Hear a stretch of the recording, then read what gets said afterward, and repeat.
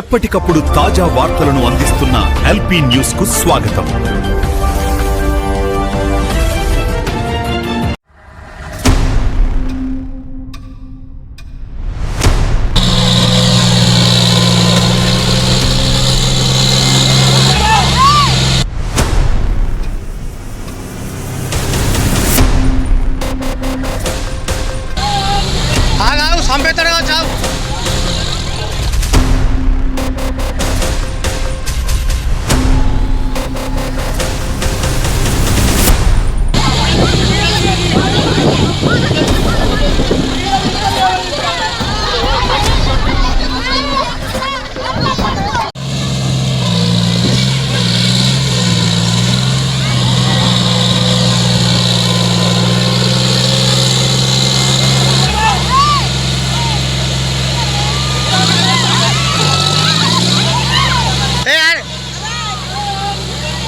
సంపేతడు చావు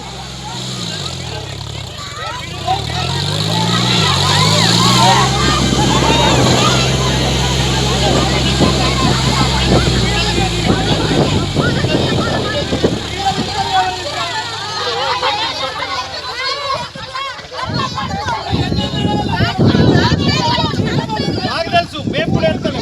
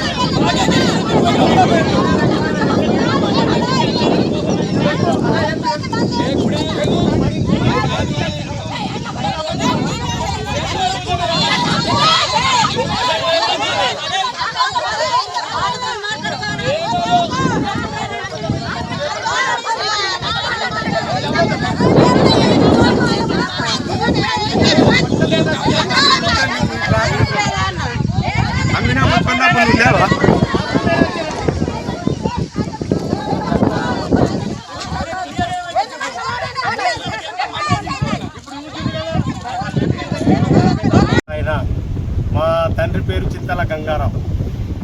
అయితే నా భూమి పట్టభూమి 3 ఎకరాల 5 గుంటలు.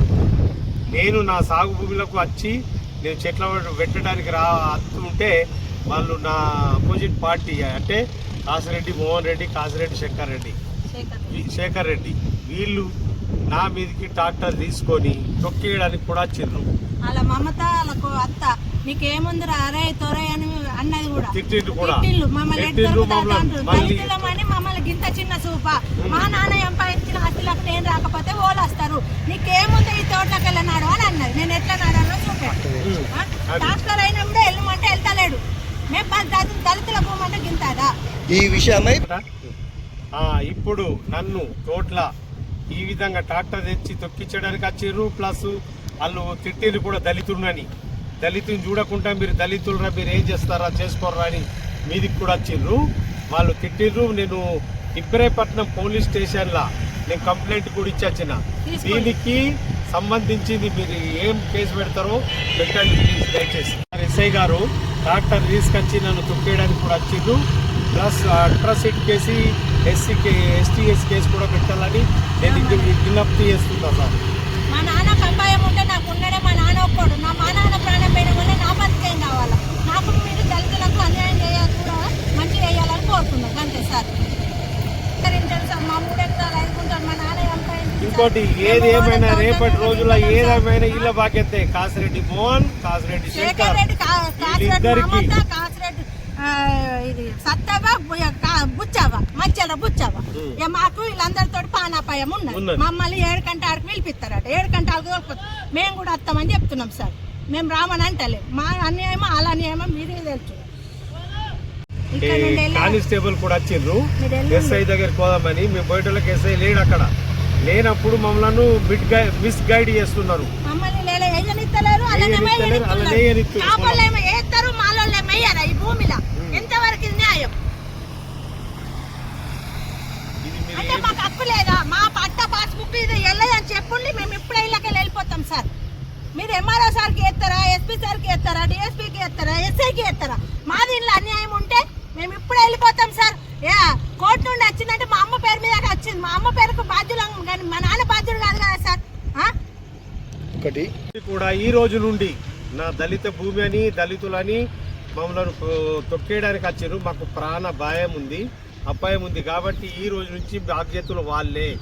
మా భూమి మాకు కావాలా సార్? మా భూమి మాకు కావాలా? మేము పంట వేసుకుంటాం, మేము పంట వేసుకుంటాం, మా చెట్లు వేసుకుంటాం. అది మాకు సంబంధం లేదు. ఇప్పుడు మా భూమిలో పెడుతున్నారు.